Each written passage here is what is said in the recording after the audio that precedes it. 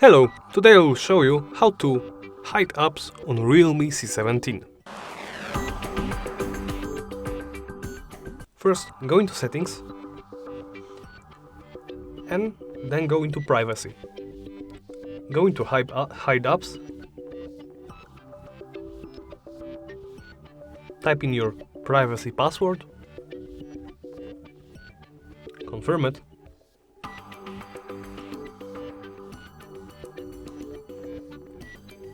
answer the question,